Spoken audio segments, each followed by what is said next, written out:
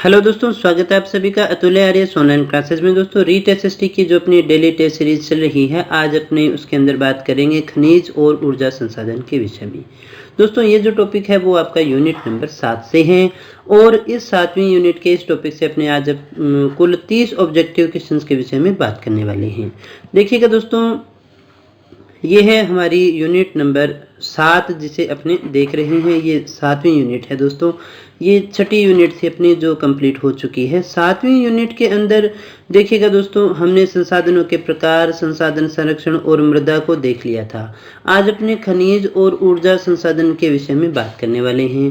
फिर उसके बाद में कृषि, उद्योग और मानव संसाधन के विषय में बात करेंगे। यहाँ थोड़ा सा ध्यान देने की बात यह है कि ये जो टॉपिक है वो आपको यहाँ भी दिखाई दे रहा है और यहाँ भी दिखाई दे रहा होगा। फसलें इसी से संबंधित होता है, उद्योग यहाँ भी है और उद्योग यहाँ भी है, मानव संसाधन यहाँ भी है और जनसंख्या यहाँ भी है। तो ये सारे लगभग एक जैसे ही टॉपिक हैं, दोनों यहाँ पर कॉमन है। तो इसका तात्पर्य अपने ये लेंगे कि ये जो 2 यूनिट है ये आपके संबंधित है विश्व भूगोल से।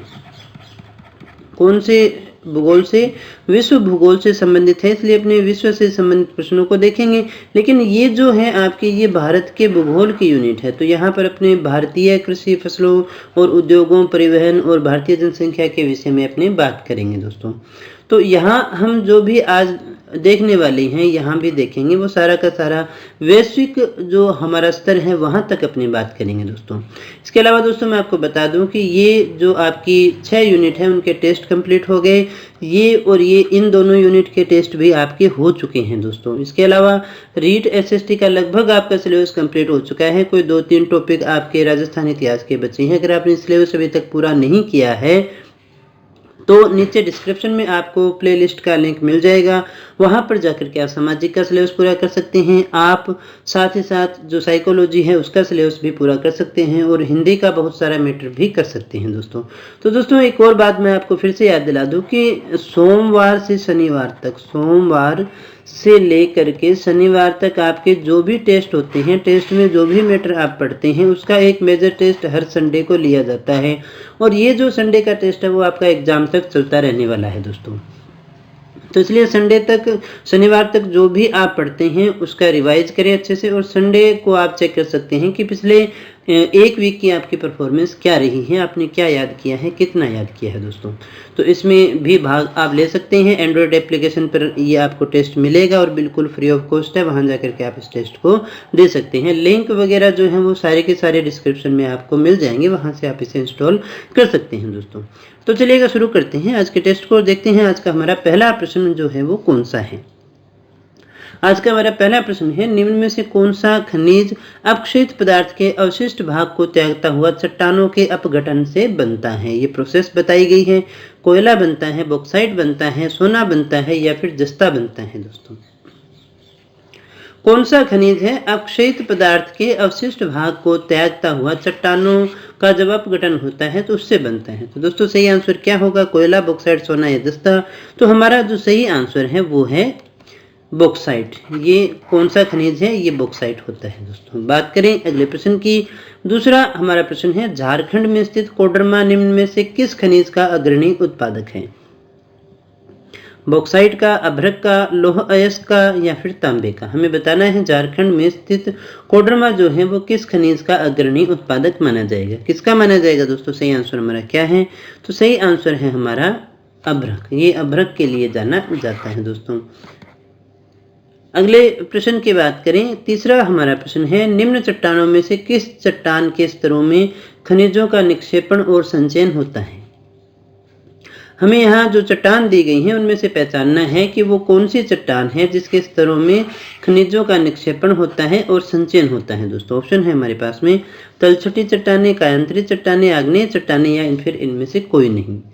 क्या होगा दोस्तों हमारा सही आंसर? हमें बताना है खनिज का निक्षेपण कहाँ होता है। तो दोस्तों हमारा सही आंसर है वो है नंबर 1, तलछटी चट्टानें जो हैं उन्हीं के स्तरों में खनिजों का निक्षेपण और संचयन हुआ करता है दोस्तों। बात करें अगले प्रश्न की।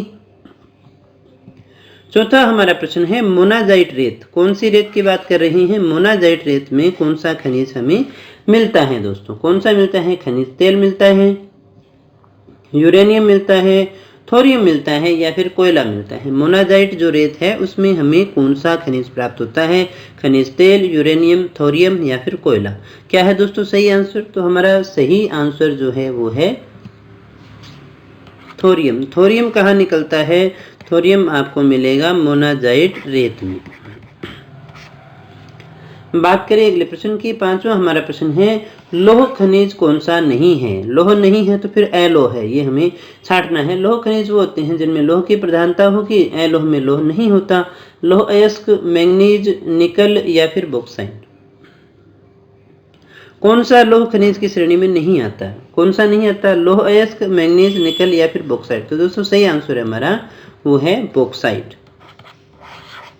ये कौन सा खनिज है? ये अलोह की श्रेणी में अपने इसको लेंगे दोस्तों। बात करें अगले प्रश्न की, छठा हमारा प्रश्न है परंपरागत ऊर्जा के संसाधनों के संबंध में असत्य है।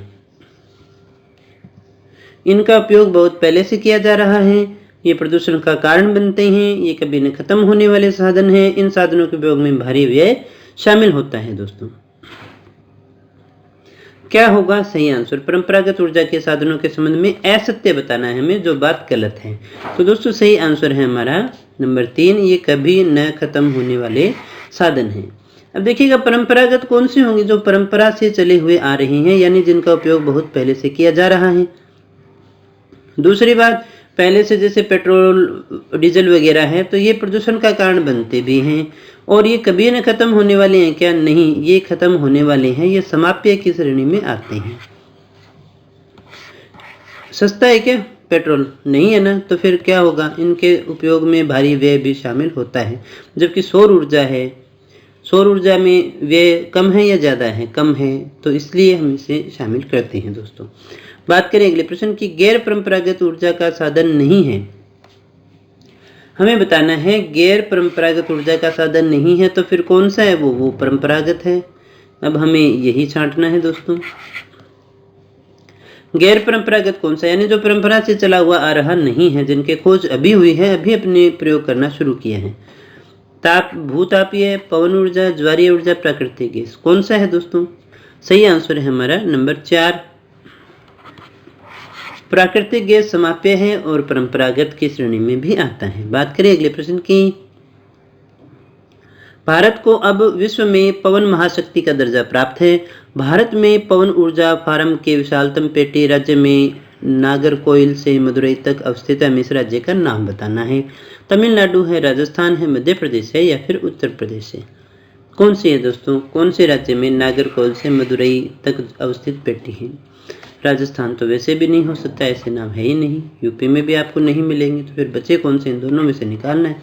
अब आप देख लो ऐसे नाम कहाँ आते हैं, मदुरई वगैरह। तो कौन सा है दोस्तों सही आंसर हमारा जो सही आंसर है वो है नंबर 1, तमिलनाडु। नागरकोइल से मदुरई तक जो है वो कहाँ माना गया है? तमिलनाडु में माना गया है। बात करें अगले प्रश्न की, 9वां हमारा प्रश्न है परमाणु ऊर्जा आयोग का गठन कब किया गया था? 1952 में, 1950 में, 1948 में या फिर 1960 में। परमाणु ऊर्जा आयोग का गठन कब किया गया था हमें बताना है सही आंसर। तो दोस्तों हमारा जो सही आंसर है वो है 1948। 1948 में गठन किया गया था परमाणु ऊर्जा आयोग का। परमाणु ऊर्जा आयोग ये कब बना था दोस्तों? याद हो गया होगा अब तक तो। 1948 बहुत बार पूछा गया है, आगे भी पूछा जा सकता है। 10वां हमारा प्रश्न है पेट्रोलियम पदार्थ के उत्पादन से संबंधित भारत के प्रमुख राज्यों के उत्पादन प्रतिशत से असंगत छांटना है। यहाँ पर हमें इन चारों में से असंगत छांटना है। महाराष्ट्र में 71 है, गुजरात में 11 है, राजस्थान में 2 है, असम में 14% है दोस्तों। कौन सा असंगत है, यानी कौन सी बात गलत है दोस्तों? तो गलत है हमारा, यानी जो सही आंसर हो जाएगा वो होगा नंबर 4। 14% नहीं है, ये कितना है? ये 7% है दोस्तों। तो ये बाकी बातें सही है। महाराष्ट्र में 71, गुजरात में 11, राजस्थान में 2%। बात करें अगले प्रश्न की, 11वां हमारा प्रश्न है प्रमुख खनिजों में से कौन सा खनिज धात्विक खनिज से संबंधित है? हमें यहाँ बताना है धात्विक खनिज कौन सा है दोस्तों। जस्ता है, सीसा है, जिंक है, उपरोक्त सभी हैं, धात्विक खनिजों से संबंधित है दोस्तों। सही आंसर है हमारा वो है नंबर 4, उपयुक्त सभी। ये सारे के सारे जो हैं वो धात्विक खनिजों की श्रेणी में आते हैं। बात करें 12वें प्रश्न की, भारत में सर्वप्रथम कोयला किस वर्ष में रानीगंज से निकाला गया था? हमें बताना है। कोयला सबसे पहले निकाला गया था रानीगंज से, लेकिन कब निकाला गया था? 1965, 1814, 1949 या फिर 1966 में कब निकाला गया था दोस्तों? तो दोस्तों हमारा सही आंसर क्या होगा? सही आंसर है हमारा 2 नंबर, यानी 1814 के वर्ष में रानीगंज से निकाला गया था। अगले प्रश्न की बात करें, 13वां प्रश्न है, भारत में ज्वारीय तरंगों द्वारा ऊर्जा उत्पन्न करने की आदर्श दशाएं हैं। कच्छ की खाड़ी में, गंगा नदी में, अरब सागर में या फिर बंगाल की खाड़ी में? कहाँ है दोस्तों? कच्छ की खाड़ी में, गंगा नदी में, अरब सागर में। यानी ज्वारीय तरंगों से ऊर्जा प्राप्त करने की आदर्श दशाएं कहाँ पर की जा सकती है? तो दोस्तों हमारा सही आंसर है वो है नंबर 1, यानी कच्छ की खाड़ी से प्राप्त की जा सकती है। यहाँ पर इसके लिए आदर्श दशाएं मौजूद हैं। बात करते हैं अगले प्रश्न की। तो 14वां हमारा प्रश्न है, भूतापीय ऊर्जा के दोहन के लिए भारत में 2 प्रायोगिक परियोजनाएं शुरू की गई हैं। कौन सी ऊर्जा के लिए? भूतापीय। एक हिमाचल प्रदेश में मणिकर्ण में है, तो दूसरी कहाँ है? हमें ये बताना है। भूतापीय ऊर्जा के दोहन के लिए जो 2 प्रायोगिक परियोजनाएं शुरू की गई हैं, उनमें से एक तो हिमाचल प्रदेश में मणिकर्ण के निकट पार्वती घाटी में है, तो दूसरी कहाँ है? कच्छ के रण में है, राजस्थान के पोखरण में है, पंजाब के जालंधर के नजदीक है, लद्दाख में पुगा घाटी में है। क्या होगा दोस्तों इसका सही आंसर? तो दोस्तों इसका जो सही आंसर है वो है नंबर 4, लद्दाख में पुगा घाटी में।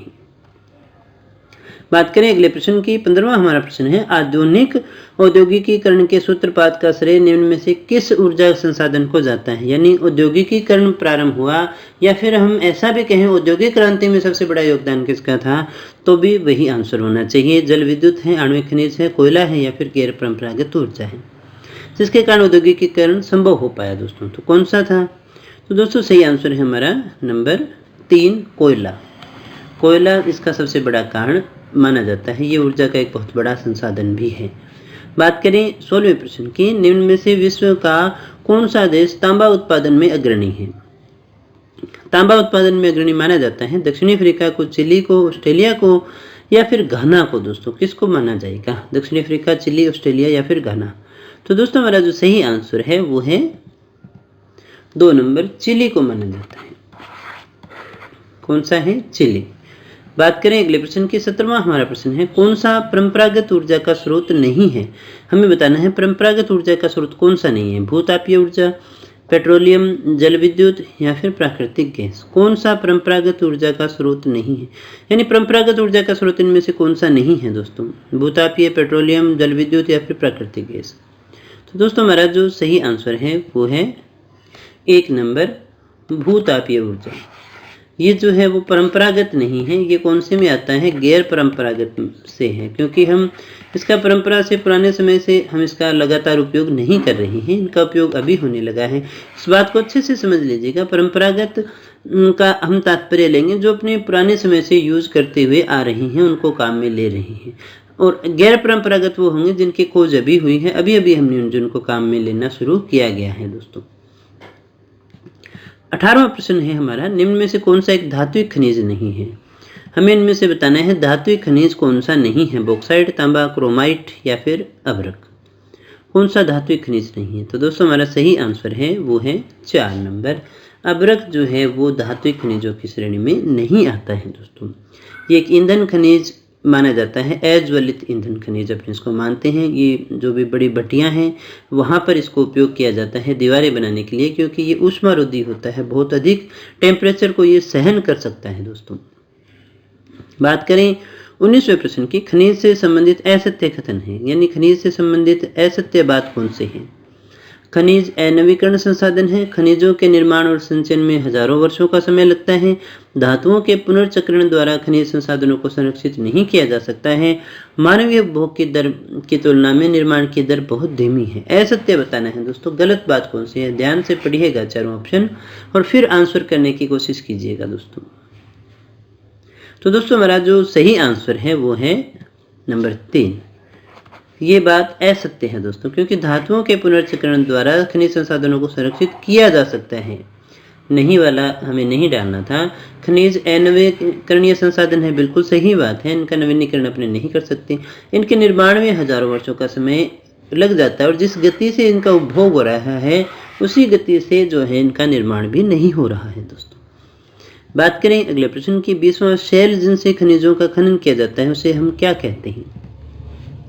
यानी वो शैल चट्टान जिससे अपने खनिजों का खनन करते हैं उसे क्या कहते हैं दोस्तों? अयस्क, निक्षेप भंडार या फिर खनन यंत्र। तो दोस्तों सही आंसर है हमारा नंबर 1, अयस्क कहते हैं हम। जैसे लौह अयस्क हो गया, अयस्क उसे कहेंगे वो शैल जिससे खनिजों का खनन किया जाता है। 21वां हमारा प्रश्न है, कालगुरली और कूलगार्डी किसके बड़े निक्षेप हैं? ये नाम आपने सुने होंगे। किसके बड़े निक्षेप हैं? सोना के, तांबा के, जस्ता के या फिर थोरियम के। कालगुरली और कूलगार्डी किसके बड़े निक्षेप है? तो दोस्तों हमारा सही आंसर है वो है 1 नंबर, सोने के बड़े निक्षेप हैं दोस्तों। बात करें अगले प्रश्न की 22वां हमारा प्रश्न है, संसार में जस्ता का सबसे बड़ा उत्पादक है। जस्ता कहाँ होता है? चीन में, ऑस्ट्रेलिया में, पेरू में या फिर यूएसए में। जस्ता का सबसे बड़ा उत्पादक कौन सा देश है दोस्तों? तो सही आंसर है हमारा चीन। कौन सा हो गया? चीन हो गया दोस्तों। बोर्ड की बुक्स के अनुसार अपने इन्हीं को मान रहे हैं, ऑप्शन आए तो आप इन्हीं को ज़्यादा प्राथमिकता दीजिएगा दोस्तों। बात करें अगले प्रश्न का 23वां हमारा प्रश्न है, जोहान्सबर्ग विख्यात है स्वर्ण खनन हेतु, टिन खनन हेतु, अभ्रक हेतु या फिर लौह अयस्क के खनन हेतु। जोहान्सबर्ग किसके लिए विख्यात है दोस्तों? क्या होगा सही आंसर हमारा? तो दोस्तों हमारा जो सही आंसर है वो है 1 नंबर, स्वर्ण खनन के लिए जोहान्सबर्ग जो है वो विख्यात है। 24वां हमारा प्रश्न है, किम्बरले किस लिए प्रसिद्ध है? स्वर्ण खनन के लिए, हीरा खनन के लिए, अभ्रक या फिर ऑटोमोबाइल हेतु। किम्बरले किस लिए प्रसिद्ध है दोस्तों? तो दोस्तों हमारा सही आंसर क्या होगा? चेक कर लीजिएगा। सही आंसर है हमारा वो है नंबर 2, हीरे के लिए। सबसे बड़े हीरे की खान अपने इसको मान करके चलते हैं, तो ये हीरा खनन के लिए जाना जाता है। 25वां हमारा प्रश्न है, कौन सा देश मुख्य तांबा उत्पादक देश है? रूस है, श्रीलंका है, चिली है या फिर इंडोनेशिया है। हमें बताना है कि विश्व का मुख्य तांबा उत्पादक देश इनमें से कौन सा है। तो दोस्तों हमारा जो सही आंसर है वो है 3 नंबर, चिली। चिली जो है मुख्य तांबा उत्पादक देश माना जाता है। 26वें प्रश्न की बात करते हैं, कौन सा सुमेलित नहीं है? यहाँ हमें बताना है इनमें से सुमेलित नहीं है। कोबाल्ट लोह धात्विक खनिज है, टिन अलोह है, नाइट्रेट अधात्विक है या फिर गंधक आणविक है दोस्तों। कौन सा सुमेलित नहीं है यानी गलत कौन सा है? तो दोस्तों हमारा सही आंसर है वो है नंबर 4, गंधक। ये आणविक खनिजों की श्रेणी में नहीं आता है दोस्तों। यूरेनियम, थोरियम वो आणविक के अंदर अपने लेकर के चलते हैं। बात करें अगले प्रश्न की 27वां हमारा प्रश्न है, एशिया का सबसे बड़ा लौह इस्पात उत्पादक देश कौन सा है? भारत है, चीन है, जापान है या फिर ऑस्ट्रेलिया है। सबसे बड़ा लौह इस्पात उत्पादक देश कौन सा है दोस्तों? तो दोस्तों सही आंसर हमारा वो है नंबर 2, चीन को माना गया है सबसे बड़ा लौह इस्पात उत्पादक देश। बात करें 28वें प्रश्न की, विश्व में चांदी का सबसे बड़ा उत्पादक देश है मेक्सिको, चीन, जापान या फिर पेरू। चांदी का सबसे बड़ा उत्पादक देश कौन सा है? उत्पादक कौन सा है? मेक्सिको, चीन, जापान, पेरू। तो दोस्तों हमारा जो सही आंसर है वो है 1 नंबर, मेक्सिको। कौन सा हो गया दोस्तों? मेक्सिको हो गया। अगले प्रश्न की बात करें, हीरा के उत्पादन में किस महाद्वीप का एकाधिकार है? उत्तरी अमेरिका का, दक्षिणी अमेरिका का, अफ्रीका का या फिर यूरोप का। कौन सा ऐसा महाद्वीप है जिसमें हीरे के उत्पादन के संबंध में एकाधिकार है? तो हमारा सही आंसर है वो है नंबर 3, अफ्रीका महाद्वीप का। बात करें 30वें प्रश्न की और आज के अंतिम प्रश्न के विषय में, तो आज का हमारा जो अंतिम प्रश्न है, निम्न में से कौन से खनिज हैं जो सामान्यतः साथ साथ पाए जाते हैं? ऐसे खनिज जो साथ साथ मिलते हैं दोस्तों, कौन से हैं? सोना चांदी, सोना व हीरा, लौह अयस्क और मैंगनीज, सीसा व जस्ता। आई होप ये क्वेश्चन सभी का सही होगा। कौन सा होगा दोस्तों? सही आंसर है हमारा नंबर 4, सीसा और जस्ता है, ये साथ साथ पाए जाते हैं दोस्तों। तो दोस्तों ये थे आज के हमारे प्रश्न जो खनिज और ऊर्जा संसाधन से संबंधित थे। कल के टेस्ट में अपने कृषि से संबंधित बात करेंगे। कृषि के प्रकार कैसे कैसे हो सकते हैं, कहाँ कहाँ विश्व में किस प्रकार की कृषि की जाती है दोस्तों। 64वें टेस्ट में हमने इसी के विषय में बात करने वाले हैं दोस्तों। अगर आपको वीडियो अच्छा लगा हो तो लाइक कर देना, दोस्तों से शेयर कर देना, और चैनल पर पहली बार आए हो और हमारे साथ जुड़ के तैयारी करनी है तो फिर सब्सक्राइब भी कर लेना चैनल को, क्योंकि आपको इस तरह के रोजाना वीडियो मिलते रहेंगे परीक्षा तक। पीडीएफ और अदर इन्फॉर्मेशन के लिए, किसी प्रकार की क्वेरी के लिए आप हमारे टेलीग्राम चैनल को ज्वाइन कर सकते हैं या फिर हमारी ऑफिशियल वेबसाइट atulyaryas.in को लॉगिन कर सकते हैं। वहां पर आपको सारी इन्फॉर्मेशन मिल जाएगी। तो दोस्तों मिलते हैं कल के टेस्ट में कुछ और नए प्रश्नों के साथ, कुछ और नई जानकारी के साथ। तब तक बने रहिए हमारे साथ। Thank you very much.